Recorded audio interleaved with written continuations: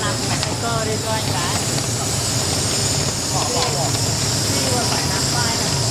Vai có người làm ăn sẵn rồi, hàng không thôi thôi. Ví dụ là bây giờ người làm đi vắng thì em làm rồi. Vai này có nói là chạy ăn bơm rồi mình chỉ lắp